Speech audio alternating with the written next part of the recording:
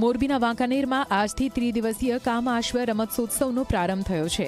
રાજ્યના કેબિનેટ મંત્રી જીતુભાઈ વાઘાણી અને રાજ્યમંત્રી રીવાબા જાડેજાના હસ્તે કાર્યક્રમનું ઉદ્ઘાટન કરવામાં આવ્યું। આખા ગુજરાત અને રાજસ્થાનમાંથી 250 જેટલા અશ્વો આ કાર્યક્રમ અંતર્ગત વાંકાનેર આવ્યા છે।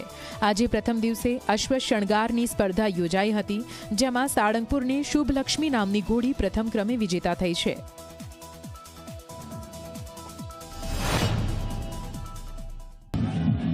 અશ્વની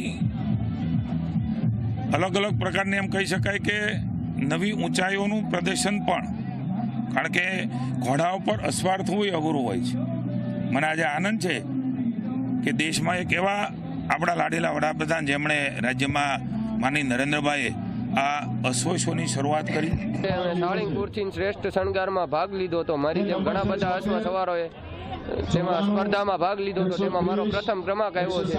મારા અશ્વની નસલ કાઠિયાવાડી છે અને અમે જૂનો પરંપરાગત રીતે સામાન જે ઘોડીને શણગાર કરેલો હતો કરેલો છે અને એમાં મારો પ્રથમ ક્રમાંક આવ્યો છે।